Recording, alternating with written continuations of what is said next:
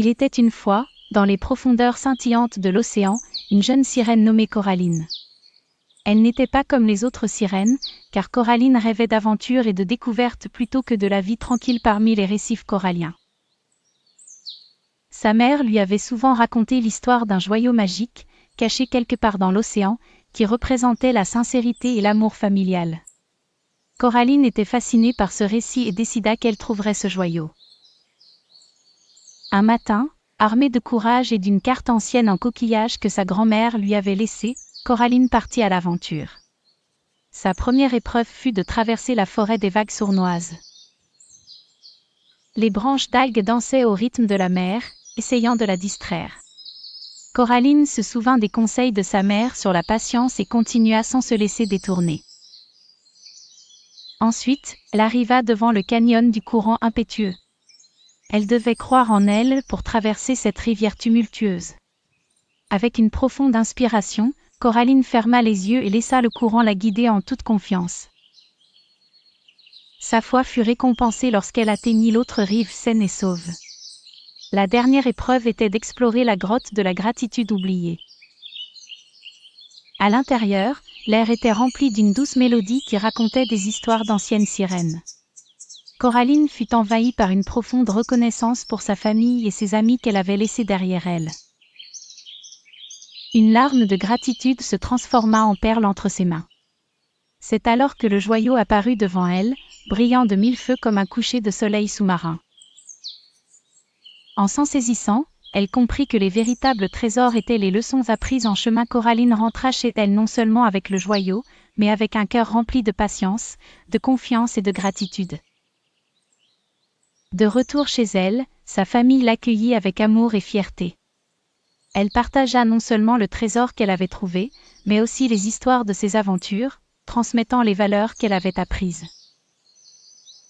Et ainsi, dans le royaume sous-marin, le joyau de la sincérité brillait pour toujours, comme un symbole d'amour familial et de sagesse partagée. Il était une fois un vieux chien nommé Rufus qui vivait dans une petite ferme. Son maître, fatigué de le nourrir, avait décidé de s'en débarrasser.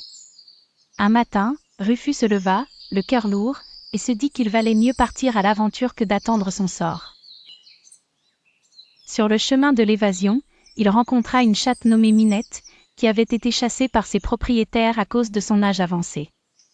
Ensemble, ils décidèrent de marcher vers Brême pour y devenir musiciens.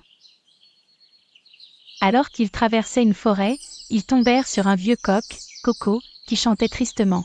« Mon maître veut me mettre à la casserole demain parce que je ne chante plus aussi fort qu'avant », leur confia Coco.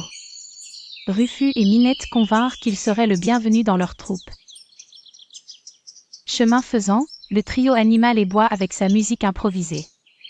Ils entendaient des tambours résonner au loin, et s'approchèrent pour découvrir un âne, Grisou, marchant au pas, frappant des sabots sur le sol, formant ainsi un rythme entraînant.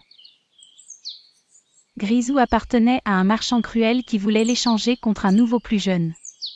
Heureux de se joindre à des amis en quête de liberté, Grisou trotta aux côtés de Rufus, Minette et Coco. Lors de leur voyage, le quatuor entendit parler d'une maison où vivait une bande de voleurs. Avec l'idée de s'emparer de cet endroit comme abri, ils élaborèrent un plan. Rufus aboya, Minette miaula, Coco chantait de toutes ses forces, et Grisou frappait le sol à un rythme endiablé. Leur concert discordant fit fuir les voleurs, persuadés que l'enfer s'était abattu sur eux. Les 4 amis trouvèrent dans cette maison un foyer bien meilleur que tout ce qu'ils avaient connu. Chaque soir, la forêt résonnait de leurs joyeuses mélodies. Même si le rêve de Brême restait loin, les nouveau-nés amis apprirent que la vraie musique de la vie était l'amitié et la solidarité. Ils comprirent que tant qu'ils étaient ensemble, ils n'avaient besoin de rien d'autre. Il était une fois, dans un petit coin de forêt, une cigale artiste et une fourmi travailleuse. La cigale, joyeuse et insouciante, passait ses journées à chanter et à peindre de magnifiques toiles. Elle coloriait le monde de ses mélodies et de ses coups de pinceau résonnants. La fourmi, elle, s'affairait constamment, récoltant des réserves pour l'hiver. Elle creusait, transportait et organisait soigneusement tout ce qu'elle trouvait. Chaque matin, la cigale saluait la fourmi. « Bonjour chère fourmi. Viens chanter avec moi ce doux matin ensoleillé. » La fourmi, secouant sa petite tête, répondait « Je suis désolée cigale, mais j'ai du pain sur la planche. L'hiver ne tardera pas à frapper à notre porte. » Mais la cigale, optimiste, ne s'en inquiétait guère. Les mois passèrent, et l'hiver glacial, rempli de neige étincelante, s'installa dans la forêt. La cigale, n'ayant pas de provisions, tremblait de froid, regrettant ses jours de farniente estivale. Elle se décida à rendre visite à la fourmi, pleine d'espoir mais aussi de honte. « Fourmi, amie travailleuse, aurais-tu un peu de nourriture à partager ? Je te montrerai ma plus belle peinture en échange, » implora la cigale en grelottant. La fourmi, bienveillante et prévoyante, répondit « Entre vite. Je te ferai une place près de mon feu. Nous vivrons cet hiver ensemble. » À partir de ce jour, une belle amitié se tissa entre elles. La cigale apprit à aider la fourmi dans ses tâches, découvrant la joie du travail bien accompli. La fourmi, elle, comprit que la vie avait besoin d'être également remplie de couleurs et de mélodies. Ensemble, elles trouvèrent un équilibre parfait, un jour de travail sérieux et un autre de loisirs créatifs. Ainsi, l'une put découvrir la beauté de la prévoyance et l'autre la majestuosité. Lorsque le printemps arriva, la cigale et la fourmi étaient devenues inséparables. Elles avaient compris qu'en combinant art et travail, il était possible de vivre heureux et serein, préparés pour toute saison future, leur amitié étant devenue aussi forte qu'indispensable. Elles illustrèrent ensemble que la prévoyance n'exclut pas le partage, et que le plaisir pouvait bien s'accorder avec la responsabilité. Il était une fois, dans un royaume lointain recouvert de neige éternelle, une jeune princesse nommée Alina. Depuis sa naissance, Alina avait un don particulier, son cœur était fait de glace pure, ce qui lui permettait de créer des sculptures magnifiques en un clignement d'œil, mais la rendait aussi distante et parfois froide envers ce qu'elle aimait. Un jour, alors que le village se préparait pour la grande fête de l'hiver, Alina entendit sans le vouloir une conversation entre ses parents, le roi et la reine. Ils parlaient avec inquiétude de leur fille dont le cœur glacé semblait empêcher toute joie véritable. Déterminée à prouver qu'elle pouvait ressentir des émotions profondes, Alina décida d'entreprendre un voyage pour comprendre comment exprimer son amour pour sa famille. Son voyage la mena d'abord chez Sage le renard, un animal astucieux et bienveillant. Sage lui parla de l'importance du pardon. « Alina, le premier pas pour réchauffer ton cœur est de pardonner, y compris à toi-même. » Les paroles de Sage touchèrent Alina, et pour la première fois, elle ressentit la chaleur du pardon. Ensuite, elle rencontra Kara le lapin, toujours entouré d'amis. Kara lui enseigna la valeur de l'amitié. L'amitié sincère est une source de chaleur inépuisable, et même le cœur le plus froid peut fondre sous son feu.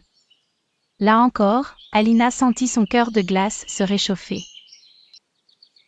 Enfin, au sommet d'une montagne enneigée, elle trouva Élias l'aigle, dont la vue perçante survoltait les cieux. Élias lui montra la beauté de l'entraide. La bonté et l'entraide envers les autres inscrivent leur lumière au plus profond de nos cœurs glacés, les changeant à jamais. Avec chaque leçon apprise, Alina sentait son cœur devenir plus léger, plus chaud.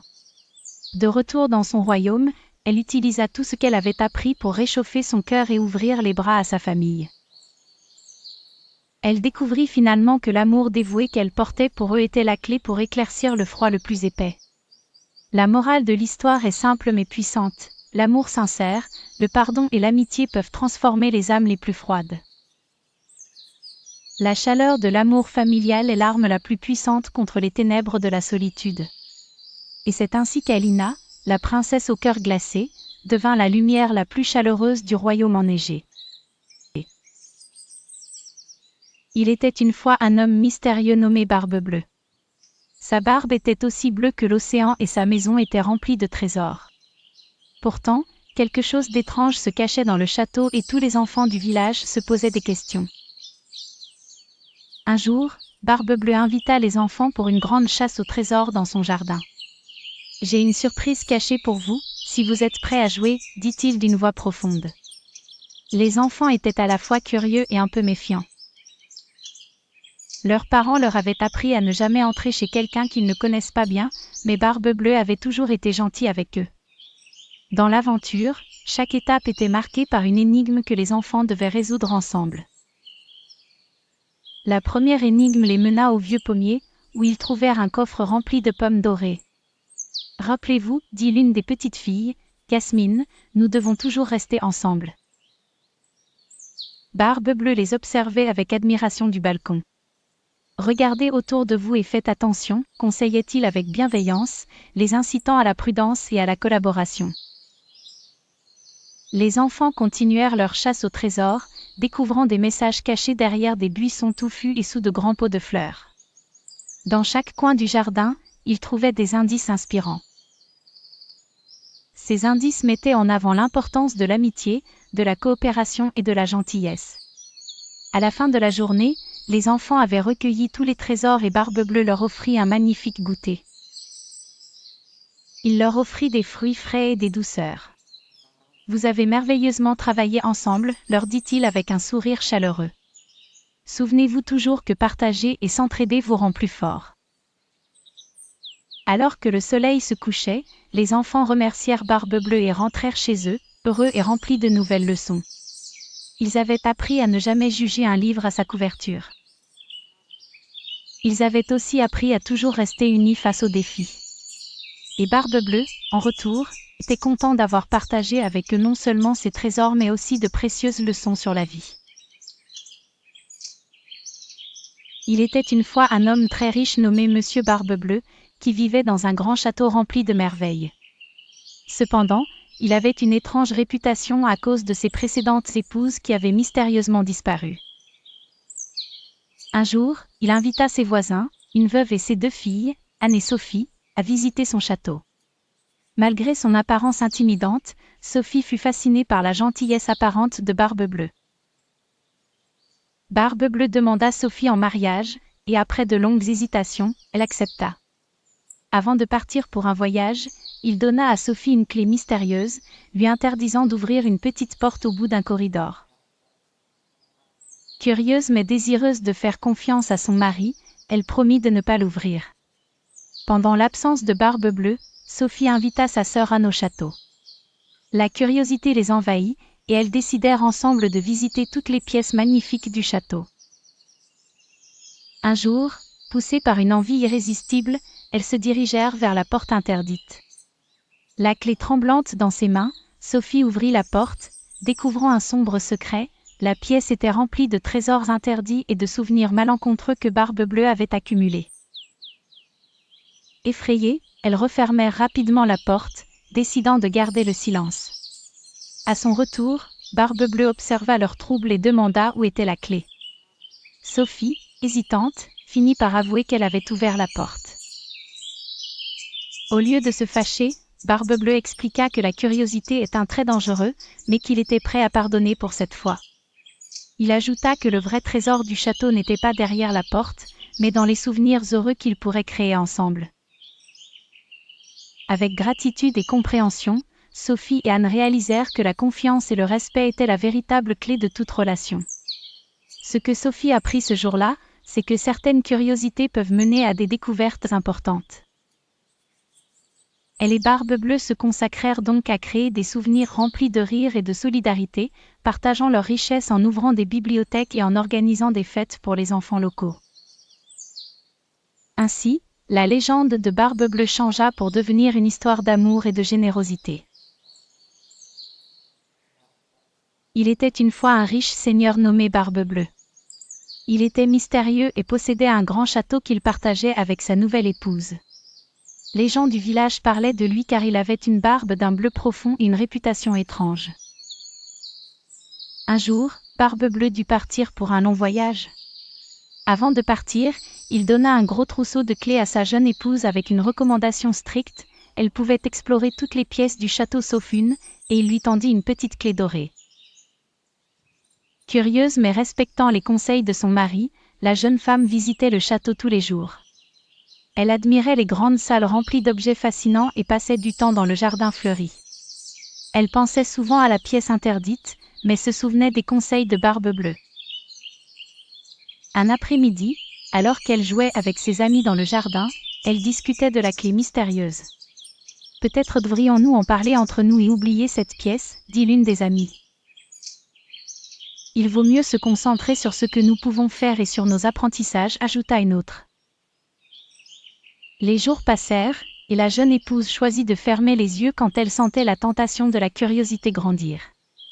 Elle se rappela des valeurs d'intégrité et de confiance qu'elle avait promises à Barbe-Bleue, réalisant que le respect et l'honnêteté étaient plus précieux. Finalement, Barbe-Bleue revint de son voyage et trouva sa femme heureuse et engagée dans de nombreuses activités productives et enrichissantes. En voyant sa fidélité et sa volonté de respecter sa parole, Barbe-Bleue fut ravie et partagea des trésors inestimables. Ainsi, la jeune femme apprit la valeur de la confiance et des promesses tenues, tandis que Barbe-Bleue comprit qu'une véritable union repose sur le respect réciproque. Il était une fois, dans un lointain royaume, un homme mystérieux nommé Barbe-Bleue. Sa grande richesse et son château majestueux faisaient de lui l'envie de tous. Mais ce qui surprenait davantage les villageois, c'était sa longue barbe bleue. Malheureusement, ses épouses semblaient disparaître l'une après l'autre dans des circonstances étranges. Un jour, Barbe-Bleue annonça qu'il cherchait une nouvelle femme. Tout était curieuse mais inquiète.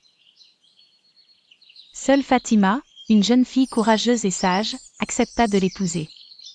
Elle pensait pouvoir découvrir la vérité derrière sa réputation. Le cœur battant, elle déménagea au château de Barbe-Bleue. Son mari lui dit « Tu peux aller partout ici sauf dans cette petite pièce. Je te donne la clé mais ne l'utilise jamais. » Curieuse mais prudente, Fatima promit de respecter la règle. Les jours passèrent, Fatima explora chaque coin du château, découvrant des jardins magnifiques et des salles grandioses remplies de livres et d'art précieux. Elle se fit aussi des amis parmi les animaux du domaine. Mais la petite clé brillait toujours dans ses pensées. Un jour de pluie, Fatima résista difficilement à la tentation d'ouvrir la porte interdite. Elle se souvint des enseignements de ses parents. La curiosité doit être mesurée et accompagnée de sagesse. Ainsi, elle choisit de ne pas ouvrir la porte, mais plutôt d'en parler avec ses amis animaux. Ensemble, ils décidèrent de veiller sur elle. Ses amis fidèles, le lapin agile et le corbeau sage, l'encouragèrent à être sincère avec Barbe-Bleue. Elle choisit donc d'affronter son mari avec courage et vérité. « Je respecte ta maison, mais j'aimerais connaître le secret de cette pièce, » dit-elle. Barbe-Bleue, touchée par son honnêteté et sa sagesse, décida de lui avouer un secret. Derrière cette porte se trouvait un atelier secret où il créait des œuvres insoupçonnées qu'il n'avait jamais eu le courage de montrer par peur d'être incompris.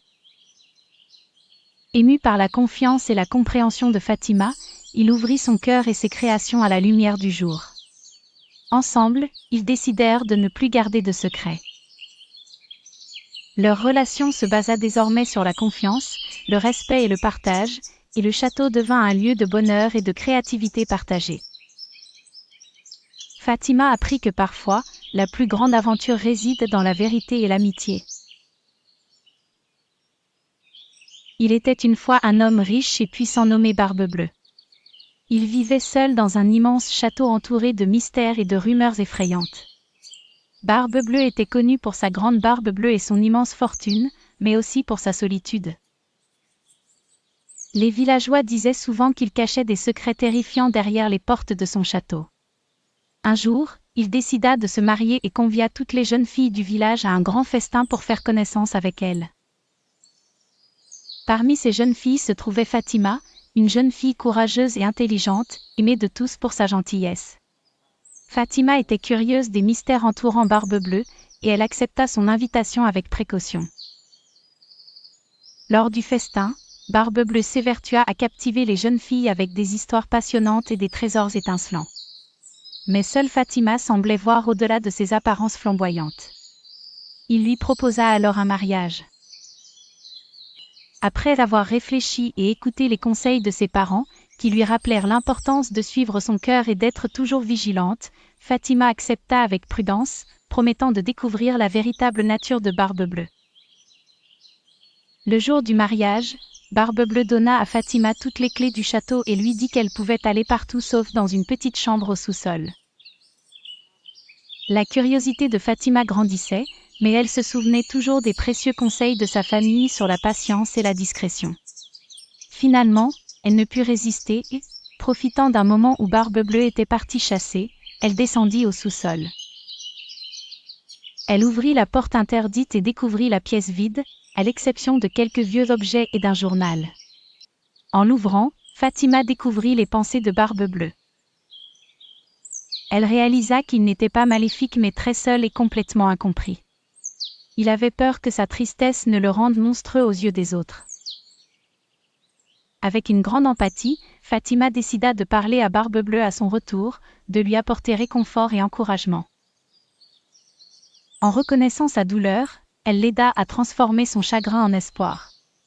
Grâce à sa gentillesse et à son écoute, Barbe Bleue commença à sourire davantage et à s'ouvrir aux autres.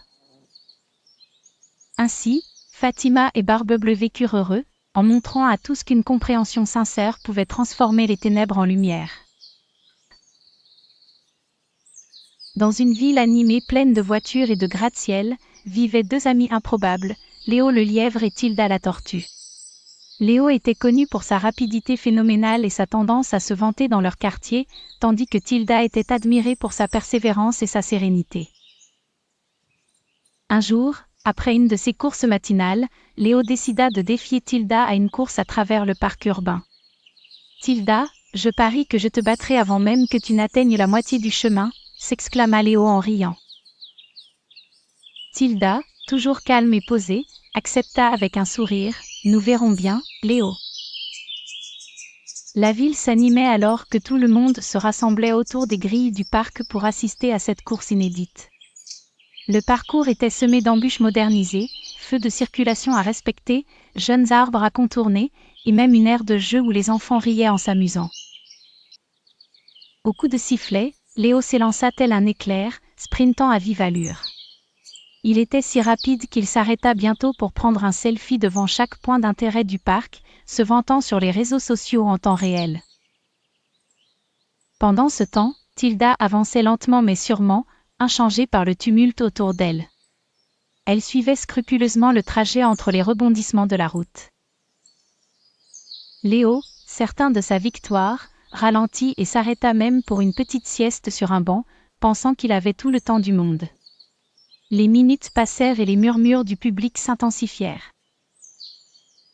Quand Léo ouvrit les yeux, il aperçut Tilda approchant nonchalamment de la ligne d'arrivée.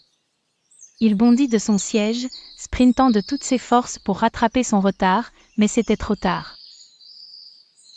La foule éclata en applaudissements alors que Tilda franchit la ligne la première. « Comment as-tu fait, Tilda » demanda Léo, encore essoufflé.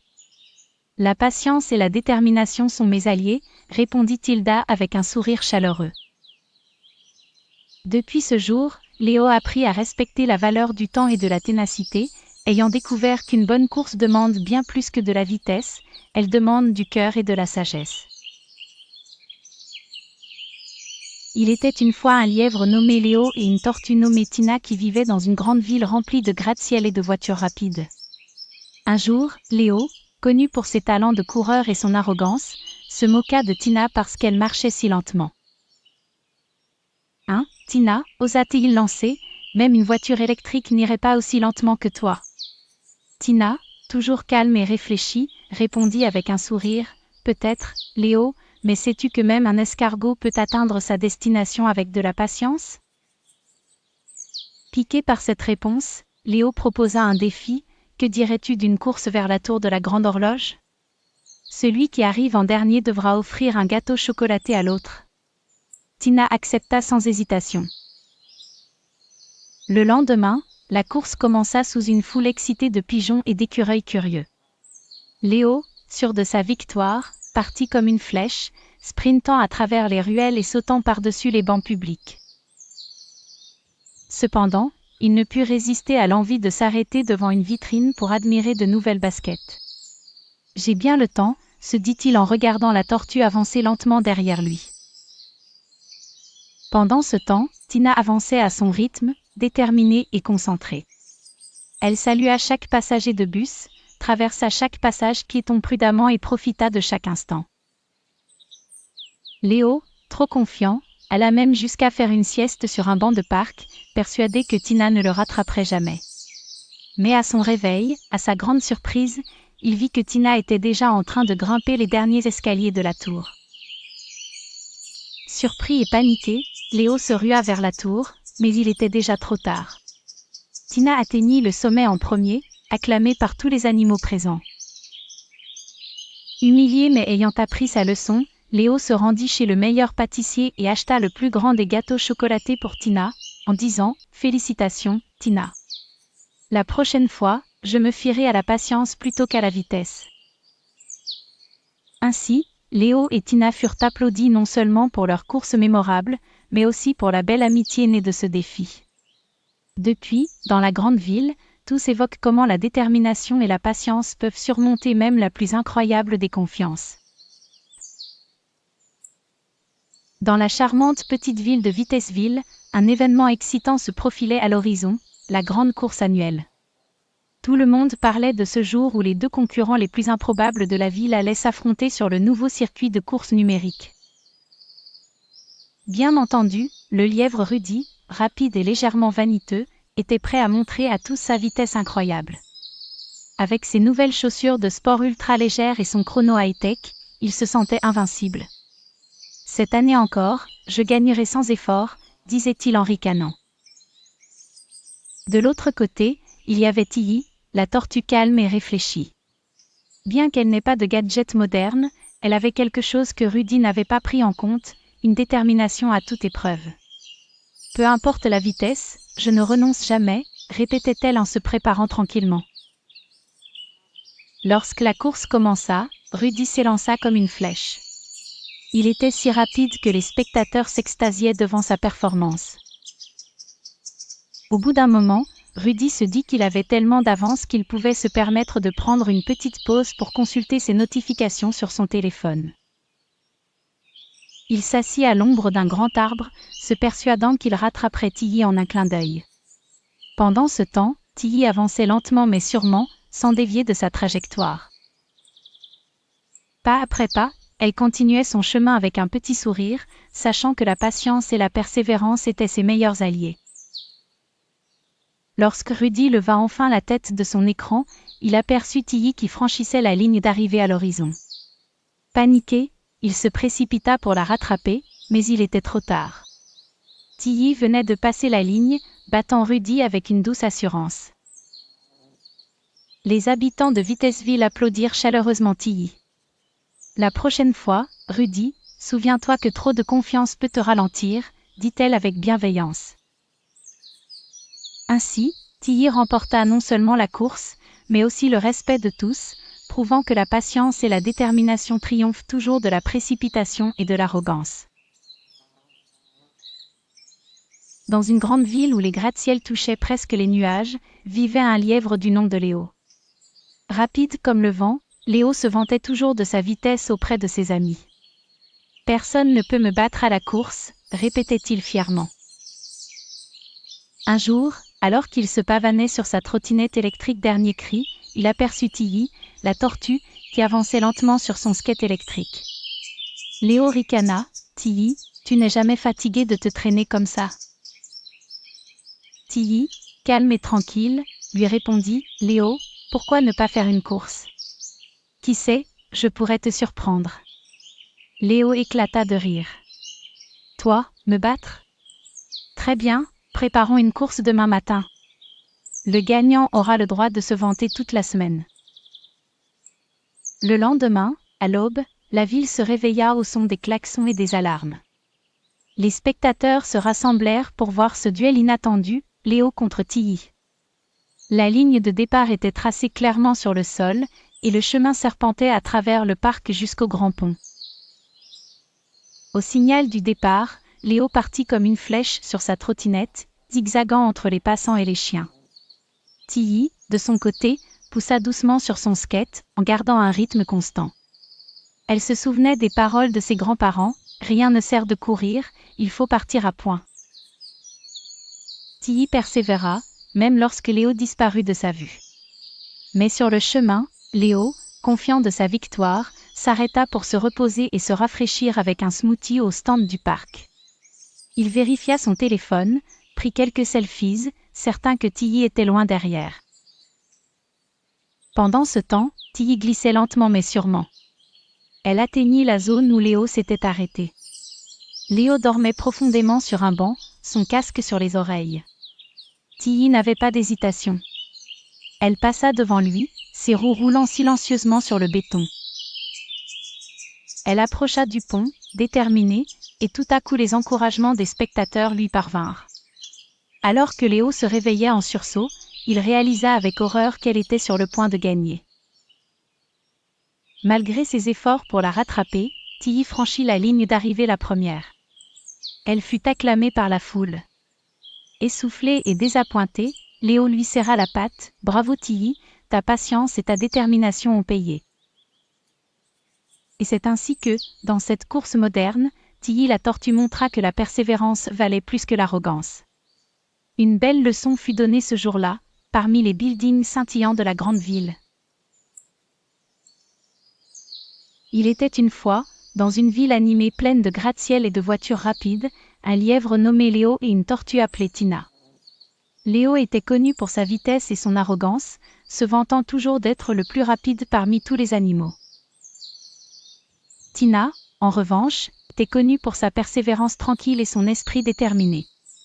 Un jour, lors d'une grande fête de la ville, Léo a défié Tina dans une course à travers le parc central. « Je vais aller si vite que je verrai les feux des voitures rouler à l'envers, » dit-il en riant. Tout le monde a rigolé avec lui, se demandant comment une tortue pouvait espérer gagner contre un lièvre si rapide. Mais Tina, avec un sourire calme, a accepté le défi. « Ne sous-estime jamais une tortue, » répondit-elle simplement. La course fut annoncée, et tous les animaux de la ville se rassemblèrent pour voir ce duel inattendu. Le coup d'envoi fut donné, et aussitôt Léo s'élança telle une fusée, laissant Tina loin derrière au départ. Mais ce qui était loin d'un simple jeu pour Léo était un voyage important pour Tina. Elle avançait lentement mais sûrement, savourant chaque pas, appréciant la vue d'un papillon ici, et d'une fleur là. Convaincu de sa victoire proche, Léo s'arrêta à mi-chemin pour faire une sieste.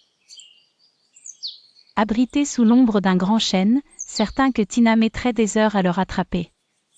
Pendant ce temps, Tina poursuivait inlassablement sa route, sa détermination inébranlable l'amenant toujours plus près de la ligne d'arrivée. Petit à petit, Tina se rapprocha du chêne où Léo dormait paisiblement. Sans bruit, elle le dépassa et continua son chemin, sereine et concentrée. Quand Léo se réveilla enfin, il vit avec horreur que la tortue était presque à la ligne d'arrivée. Il bondit à toute allure, déterminé à ne pas perdre. Mais il était trop tard. Tina avait déjà franchi la ligne d'arrivée sous les acclamations des spectateurs. Léo avait appris une leçon précieuse, la patience et la détermination peuvent triompher de la vitesse éphémère et de l'arrogance. Tous applaudirent Tina, reconnaissant que même la plus lente des créatures peut accomplir de grandes choses si elle ne perd jamais de vue son objectif. Fin. Il était une fois, dans une prairie verdoyante entourée de forêts épaisses et mystérieuses, une maman chèvre et ses 7 petits chevreaux joyeux. Chaque jour, maman chèvre les emmenait découvrir les merveilles de la nature, leur montrant les papillons colorés et les ruisseaux chantants. Mais un jour, elle sentit qu'il était temps de leur enseigner une leçon très importante. « Mes chers enfants, dit-elle tendrement, vous êtes grands maintenant, et il est essentiel d'apprendre à être prudent.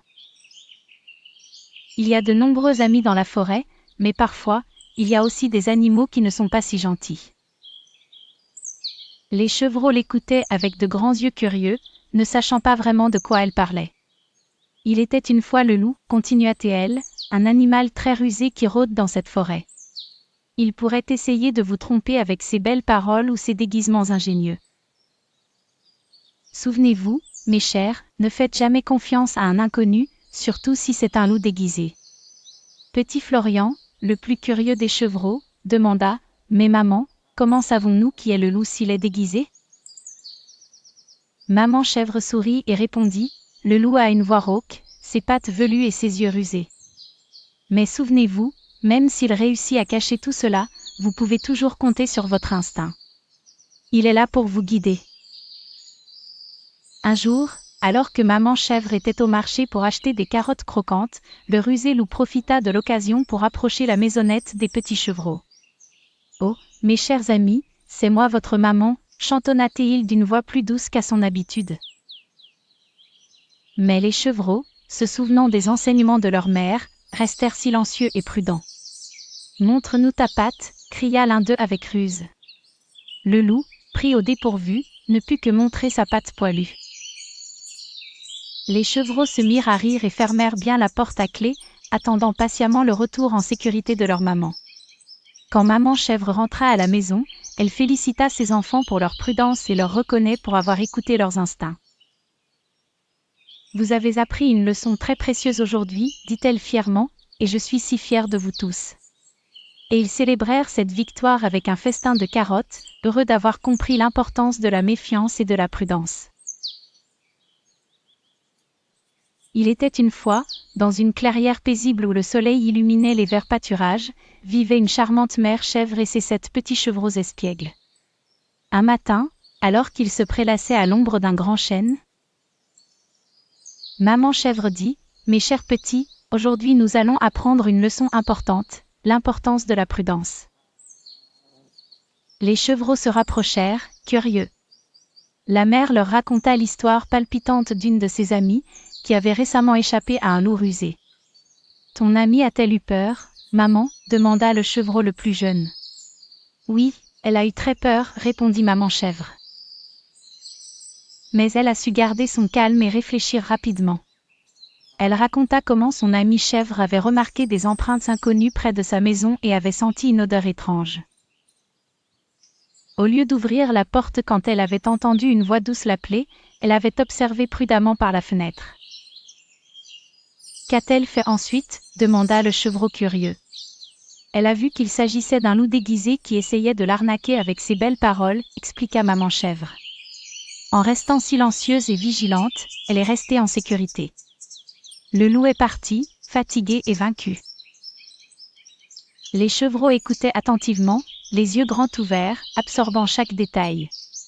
Ainsi, mes petits, il est crucial d'être prudent et de ne pas se laisser tromper par les apparences, dit maman chèvre avec un sourire. S'il vous plaît, souvenez-vous de toujours vérifier avant d'ouvrir la porte à quelqu'un que vous ne connaissez pas. Alertez-moi si jamais vous rencontrez une situation étrange. La sécurité passe avant tout. Ils passèrent le reste de l'après-midi à jouer, mais la leçon de prudence resta gravée dans leur esprit. Les chevreaux, riches de cette précieuse mise en garde maternelle, grandirent en étant toujours un peu plus prudents, sachant que la sagesse de maman chèvre les protégerait toujours des dangers du monde extérieur. Il était une fois, dans un royaume lointain, une jeune princesse nommée Aurore. À sa naissance, elle reçut un cadeau mystérieux, une horloge enchantée, scintillante de pierres précieuses et de magie. Cette horloge avait le pouvoir de lui enseigner l'importance du temps, de la prière et du respect des engagements. Un jour, tandis qu'elle admirait l'horloge, une brume magique s'en échappa, enveloppant le château d'un sortilège étrange. Le temps se figeait à certains moments aléatoires, jetant le royaume dans le chaos. Pour lever ce sortilège, Aurore devait résoudre une série d'énigmes et relever des défis proposés par l'horloge elle-même.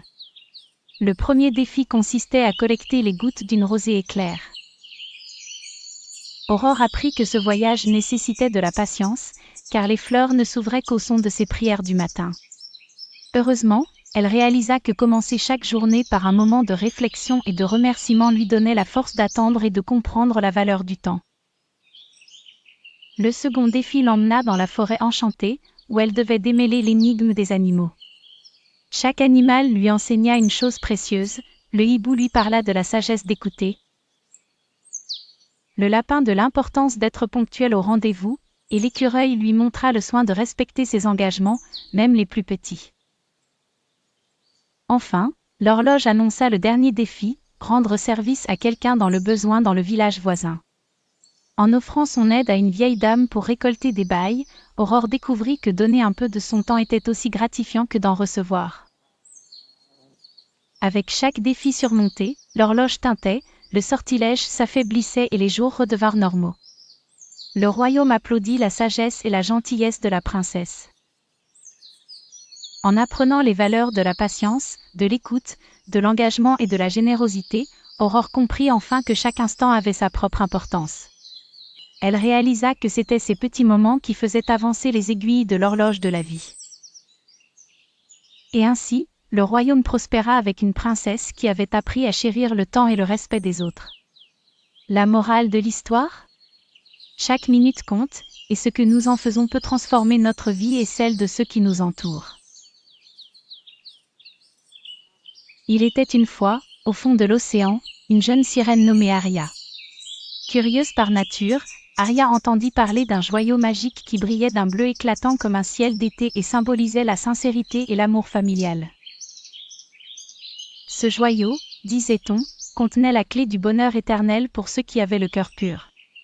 Déterminée à le trouver pour sa famille et elle-même, Aria quitta son royaume de corail pour une grande aventure. Sa première épreuve consistait à traverser un jardin merveilleux et dangereux de méduses lumineuses. Elle devait avancer avec patience, évitant les tentacules scintillants en dansant gracieusement à travers elle. Grâce à cette expérience, Aria apprit que la prudence et la patience peuvent révéler des chemins cachés. La deuxième épreuve l'emmena aux portes d'une grotte sombre abritant une pieuvre mystique. Cette pieuvre proposa un défi de confiance. Aria devait lui donner un objet précieux en échange d'un indice sur la localisation du joyau. Avec un cœur rempli de confiance, Aria remit son ancien coquillage porte-bonheur qu'elle chérissait tant. Émue par sa confiance, la pieuvre lui révéla que le joyau reposait au fond de l'océan, protégé par les esprits de la mer. Pour sa dernière épreuve, Aria devait apprendre la gratitude en remplissant les vœux des créatures marines qu'elle rencontrait. Elle aida une tortue coincée sous un récif, apaisa une baleine chantante en quête de sa voix perdue, et guida un banc de poissons égarés à travers les courants turbulents. Grâce à ces actes de gentillesse, Aria comprit que donner peut parfois apporter plus que recevoir. Finalement, Aria arriva devant le joyau enchâssé dans une anémone dorée. Les esprits marins s'éveillèrent pour lui demander ce qu'elle souhaitait vraiment. Aria répondit humblement qu'elle désirait la joie et l'amour pour sa famille, et une simple vie remplie de rire et de sincérité. Ravie de sa sagesse et de son cœur pur, la mère offrit le joyau à Aria sans autre condition. Aria rentra chez elle, où elle fut accueillie par sa famille avec des embrassades et des chants. Elle apprit que de vraies richesses se trouvent dans chaque moment partagé et dans chaque sourire échangé. C'est ainsi qu'Aria, la petite sirène, comprit que le trésor le plus précieux était déjà dans son cœur, une leçon de vie qu'elle ne perdit jamais. Dans un royaume lointain, vivait une princesse nommée Aurore, adorée de tous pour sa gentillesse et sa beauté. Mais la vie d'Aurore allait prendre une tournure magique lorsqu'elle reçut un cadeau spécial pour ses 17 ans, une horloge enchantée. Un jour, alors qu'Aurore admirait l'horloge, elle entendit une voix douce qui en émanait, « Princesse Aurore, cette horloge est le gardien du temps et des promesses. Dans ton royaume, un sort ancien doit être levé.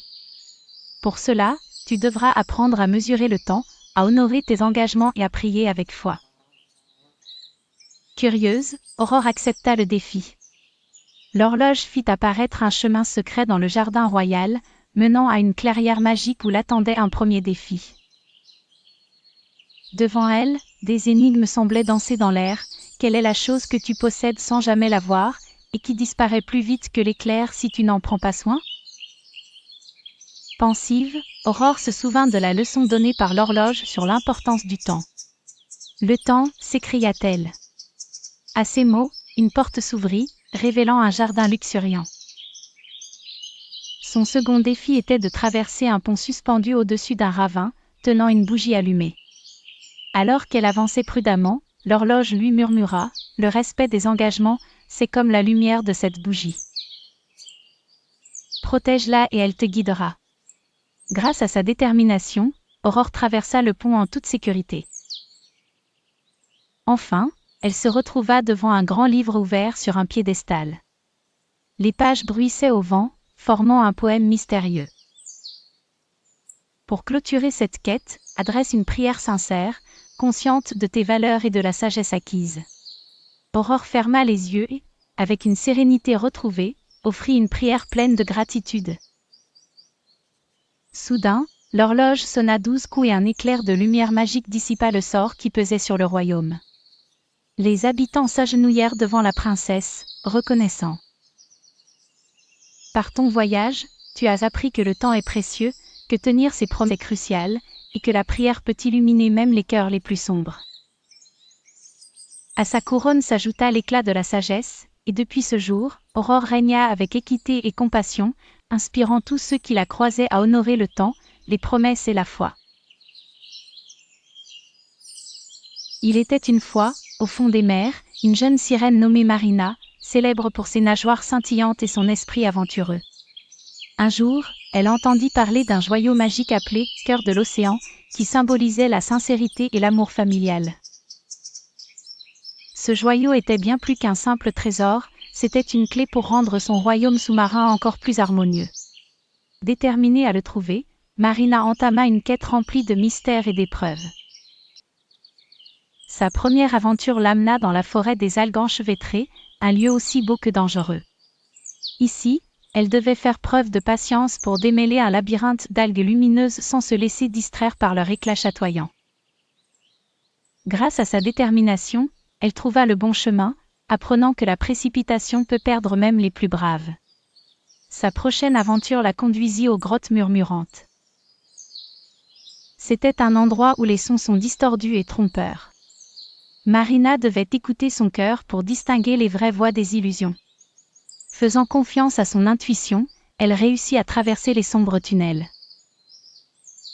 Elle découvrit que la confiance en soi est une boussole infaillible. Enfin, Marina arriva à l'hôtel des grands coquillages, où le joyau était protégé par une barrière de gratitude. Pour le récupérer, elle devait remplir 3 coquillages géants d'actes de gratitude envers sa famille et ses amis. Marina se remémora chaque aide reçue, chaque sourire partagé, et chaque tendresse échangée. À mesure qu'elle remplissait ses coquillages, la barrière s'ouvrit, révélant le magnifique cœur de l'océan. Ayant accompli toutes ces épreuves, Marina réalisa que le trésor était déjà en elle. Elle retourna chez elle, non seulement avec le joyau, mais aussi avec des leçons gravées dans son cœur. Le royaume sous-marin n'avait jamais été aussi paisible et heureux, car l'amour familial brillait plus fort que toute magie. Marina avait découvert que la patience, la confiance et la gratitude étaient les vrais joyaux de la vie et les partagea avec tous ceux qu'elle aimait. Mais il était une fois, dans les profondeurs chatoyantes de l'océan, une jeune sirène nommée Marina. Elle était connue parmi les siens pour sa curiosité et son grand cœur. Mais un jour, elle apprit l'existence d'un joyau magique caché dans les profondeurs les plus obscures des mers. Ce joyau symbolisait la sincérité et l'amour familial. Ce trésor magique, disait-on, pouvait unir pour toujours ceux qui l'approchaient avec un cœur pur. Déterminée à apporter ce joyau à sa famille, Marina s'engagea dans une quête périlleuse. Elle rencontra d'abord le gardien des courants, un immense tortue bienveillante qui lui demanda de prouver sa patience. Traverse le champ des méduses sans te hâter et écoute leur mélodie, conseilla-t-il. Émerveillée par le ballet lumineux des méduses, Marina prit son temps et découvrit la beauté de chaque instant. Après avoir surpassé cette première épreuve, elle parvint dans une vallée sous-marine remplie d'anguilles lumineuses et espiègles. Là, elle rencontra l'esprit de confiance sous la forme d'un hippocampe doré. Celui-ci la mit au défi de fermer les yeux et de naviguer en se fiant uniquement au courant et au son. Bien qu'elle fût d'abord hésitante, Marina retrouva courage et réussit, réalisant que parfois, fermer les yeux permet de mieux voir avec le cœur. Sa dernière épreuve la mena face au sphinx de corail. Le sphinx de corail, un mystérieux gardien aux énigmes retorses, lui apprit la gratitude face aux bénédictions reçues. N'oublie jamais les trésors que l'on possède déjà, lui murmura le sphinx. À travers ces énigmes, Marina revit chaque instant précieux avec sa famille et comprit l'importance d'être reconnaissante pour l'amour déjà présent dans sa vie. Finalement, Marina trouva la grotte où scintillait le joyau de la sincérité, au cœur d'un jardin de perles rares. Elle approcha le joyau avec un cœur rempli de patience, de confiance et de gratitude. Le joyau s'illumina dans une splendide lueur rose, reliant pour toujours l'amour de sa famille. En rentrant chez elle, Marina réalisa que le véritable trésor n'était pas le joyau lui-même. Les leçons apprises et l'amour inébranlable de sa famille l'avaient guidée tout au long de son chemin. Et ainsi, dans les profondeurs de l'océan, on célébra le retour de Marina. Marina, la sirène qui avait découvert la véritable essence de l'amour sincère et familial, fut accueillie avec joie et admiration par les siens. Au fond de l'océan, là où les rayons du soleil dansent avec les vagues, vivait une jeune sirène nommée Mira. Elle était connue pour sa curiosité infinie et son cœur plein d'amour pour sa famille. Un jour, Mira apprit l'existence d'un joyau magique, caché quelque part dans les eaux profondes, qui symbolisait la sincérité et l'amour familial. Déterminée à le retrouver, elle se lança dans une aventure incroyable. Elle était accompagnée de ses amis fidèles, le dauphin farceur Dorian et l'étoile de mer sage Stella. Leur voyage débuta par la forêt des algues chantantes, où ils rencontrèrent un gardien sage mais capricieux, le crabe murmure. Pour prouver leur sincérité, ils devaient résoudre l'énigme des courants tourbillonnants, une épreuve qui demandait patience et réflexion. Grâce à la perspicacité de Stella et à l'ingéniosité de Mira, ils réussirent à traverser les tourbillons sans encombre. Leur prochaine épreuve les conduisit à la grotte des reflets, un lieu mystique où leur propre reflet prenait vie. Pour franchir cet obstacle, Mira devait apprendre à se faire confiance et à ignorer les doutes reflétés par son double. Avec l'encouragement de Dorian, elle parvint à croire en elle-même, dissipant ainsi les illusions de la grotte. Enfin, Mira, Dorian et Stella atteignirent le jardin des coraux lumineux, la dernière étape de leur voyage. Là, ils furent accueillis par de somptueux coraux qui dégageaient une lumière chaleureuse. Mais le joyau tant recherché était caché au centre du jardin, défendu par un champ magique qui ne s'ouvrait qu'à ceux qui possédaient la gratitude au fond du cœur. Mira se remémora alors tous ceux qui l'avaient aidé tout au long de son voyage et exprima sa gratitude sincère. Le champ se dissipa et le joyau apparut majestueusement. Alors qu'elle tenait le joyau, ressentit une vague d'amour et de sincérité l'envahir. Elle avait compris que la vraie force résidait dans les valeurs qu'elle avait découvertes, patience, confiance et gratitude. En retournant vers sa famille, le joyau resplendissant dans ses mains, elle savait qu'elle avait beaucoup appris et que l'amour familial était le plus grand des trésors. Dans les profondeurs de l'océan, Mira devint une légende, celle d'une sirène dont le cœur pur brillait plus fort que le plus précieux des joyaux. Dans les profondeurs scintillantes de l'océan azur, vivait une jeune sirène nommée Mirella. Mirella était curieuse de tout et rêvait d'aventure. Un jour, elle entendit parler d'un joyau magique caché quelque part dans l'océan, capable d'illuminer l'âme de sincérité et d'intensifier l'amour familial. Elle n'avait qu'un souhait, le trouver pour renforcer les liens entre elle et sa famille. Mirella entreprit son voyage, non pour trouver un prince, mais pour accomplir une quête de cœur. La légende racontait que le joyau n'était pas aisé à obtenir. Elle devrait traverser des épreuves où la patience, la confiance et la gratitude seraient ses seuls alliés. Sa première épreuve consistait à naviguer à travers les récifs de la patience. Les courants étaient trompeurs et imprévisibles.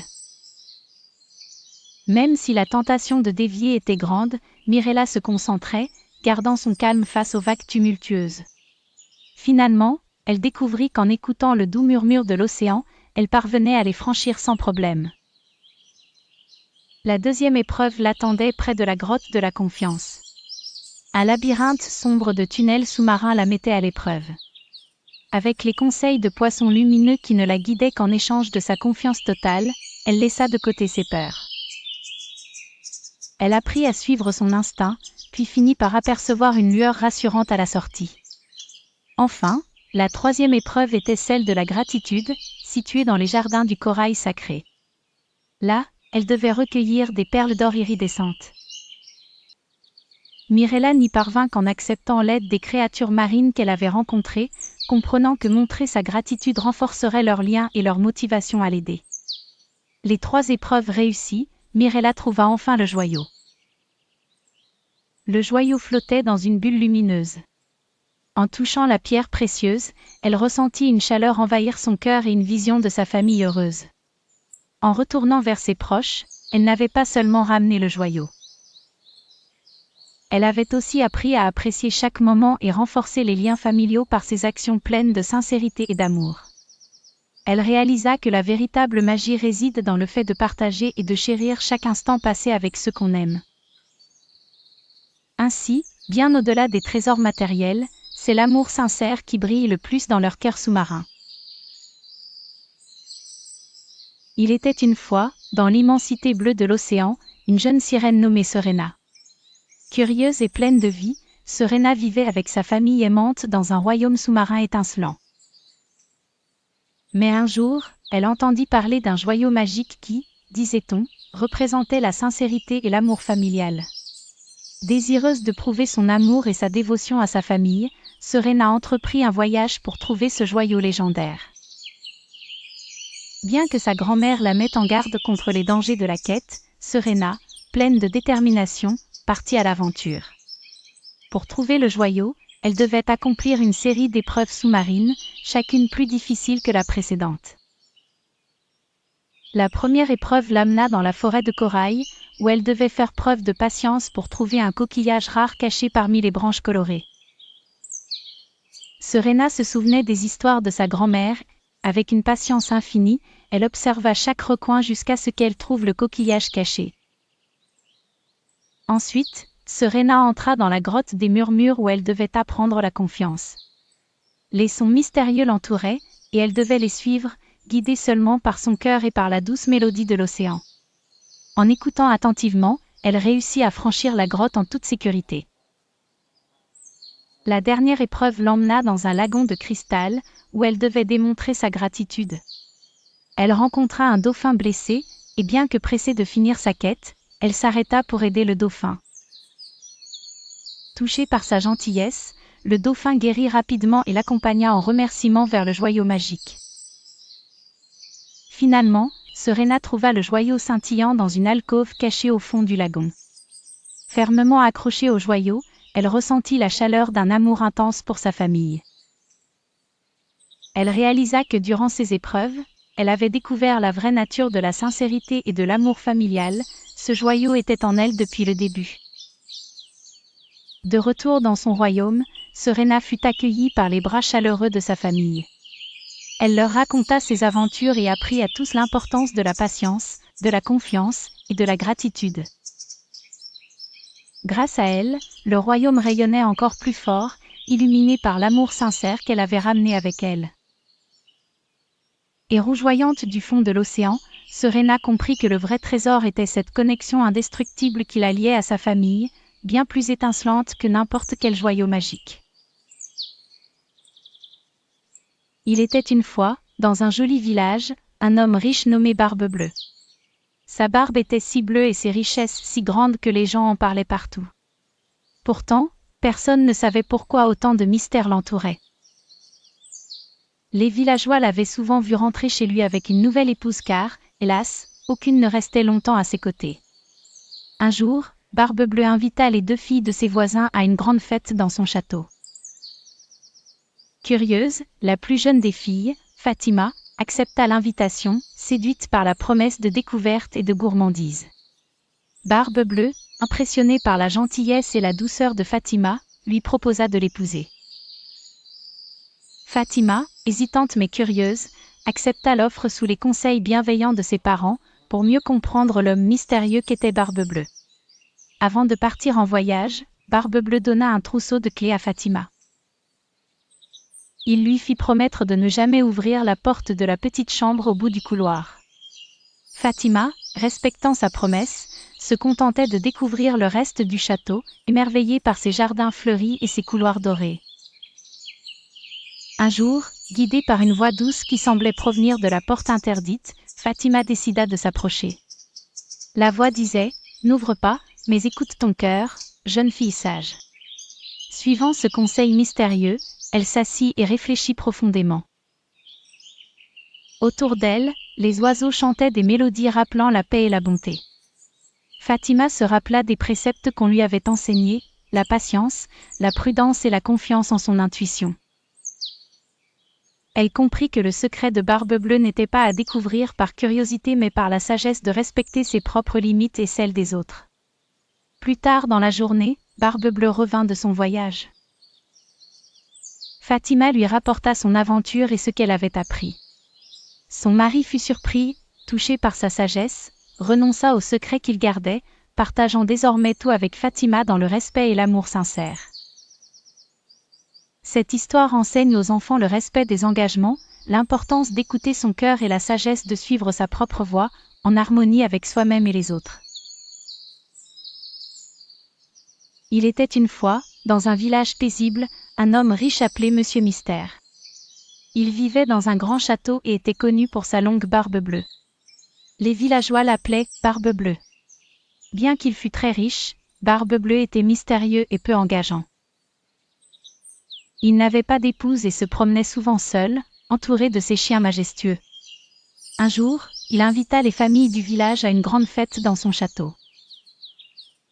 Tout le monde se réjouissait, car c'était une occasion rare de voir le château de l'intérieur et de découvrir les magnifiques trésors qu'il renfermait.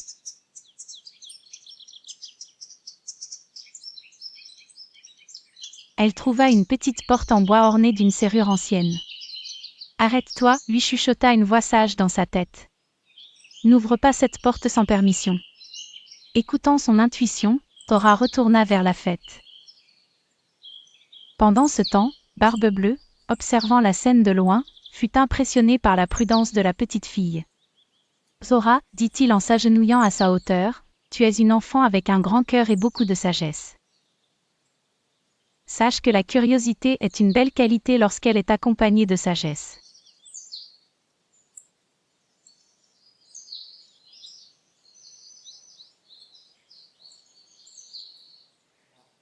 Inspiré par sa prudence et sa curiosité, Monsieur Mystère ouvrit les portes de son château pour des ateliers où les enfants pouvaient apprendre et s'amuser en toute sécurité. Et tout le monde en ressentit une grande joie. Dans une ville moderne où les gratte-ciels touchent presque les nuages et où les voitures électriques. C'était une journée ensoleillée idéale pour le grand marathon du parc Techno, une course annuelle qui attirait des participants de tout type, animaux comme humanoïdes modernes dotés de gadgets dernier cri. Roger le lièvre était le coureur le plus rapide de cette course. Agile et fier, il ne manquait jamais de se vanter de ses records à ses amis et aux médias locaux. « Je suis imbattable », proclamait-il sans cesse. Roger était si confiant qu'il passait plus de temps à donner des interviews qu'à s'entraîner sérieusement. En revanche, Théo la tortue était un coureur totalement différent. Silencieux et humble, Théo portait un petit sac à dos contenant juste de l'eau et une tablette motivante qui affichait des messages encourageants tous les kilomètres. Ses amis l'encourageaient, mais même lui savait qu'il n'avait jamais vraiment fini premier dans une compétition comparable. Le jour de la course, Roger, vêtu d'une tenue aérodynamique, prévoyait de finir rapidement la course pour ensuite prendre une sieste bien méritée sous un arbre virtuel, tandis que Théo arborait ses bonnes vieilles baskets, tellement usées mais tellement fidèles. Au signal de départ, Roger bondit en avant, prenant immédiatement une avance considérable. Il riait pour lui-même, son esprit déjà préoccupé par ce qu'il raconterait aux journalistes après sa victoire. En un rien de temps, il atteignit la moitié du parcours. Convaincu qu'il était impossible pour Théo de le rattraper, il s'installa confortablement sous l'arbre virtuel préprogrammé pour une rapide sieste. Théo, de son côté, avançait lentement mais sûrement, inspiré par les messages de sa tablette. Persévérance est la clé du succès. Il passa devant les immeubles, les ponts en verre et finalement, aperçut le lièvre endormi à l'ombre de l'arbre. Théo continua simplement, pas après pas, avec détermination. Quand Roger se réveilla enfin, il fut stupéfait. Il vit la silhouette de Théo qui approchait de la ligne d'arrivée. Malgré sa rapidité incroyable, la distance était trop grande pour le lièvre qui vit Théo franchir la ligne d'arrivée en premier. Ce jour-là, toutes les caméras étaient tournées vers Théo, le héros de la course. C'était une victoire éclatante pour la patience et la détermination. Et même Roger, un peu honteux, dut admettre qu'il avait bien appris sa leçon. La patience et la persévérance font bien plus que la simple rapidité.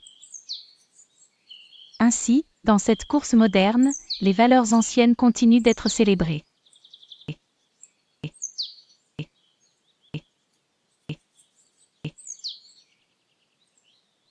Il était une fois une petite fille appelée Chaperon Rouge qui devait rendre visite à sa grand-mère malade.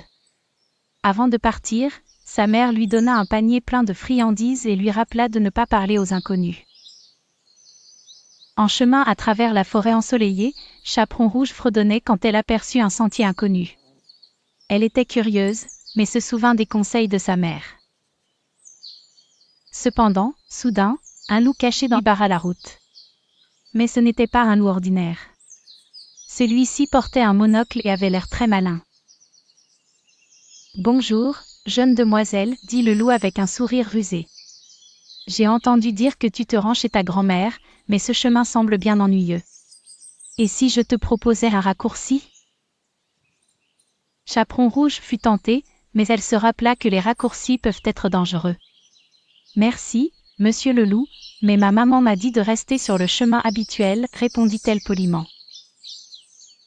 Le loup, sans se départir de son sourire, proposa un jeu. Si tu souhaites continuer, résous mes énigmes. Réponds correctement et je te laisserai passer. La première énigme était, quel est le matin où une fois a lieu, mais jamais n'est l'après-midi ? Chaperon Rouge réfléchit un instant et répondit avec confiance, c'est l'aube. Surpris, le loup fronça les sourcils, mais n'abandonna pas. Très bien, une autre énigme. Qu'est-ce qui est plus léger que l'air et ne peut jamais être capturé ? Chaperon, elle connaissait la réponse. C'est la promesse. Le loup, reconnaissant la sagesse de la petite, décida de tenter une dernière ruse. Ce que j'apporte de plus précieux, c'est sincèrement mon conseil, alors dis-moi, pourquoi m'écouter ? Chaperon Rouge, ayant appris sa leçon, répondit, parce que reconnaître les intentions des autres est une sagesse précieuse. Mais je dois être prudente et écouter mon propre jugement. Vaincu par l'intelligence et la gentillesse de la fillette, le loup s'inclina et la laissa passer. Chaperon Rouge rejoignit sa grand-mère sainement après ces défis, gardant en tête que la prudence et la sagesse sont les meilleurs guides d'un voyage. Et ainsi, elle comprit que les mensonges et les inconnus peuvent sembler séduisants, mais rester fidèle à ce qu'on sait être vrai est la plus sage des décisions. Fin.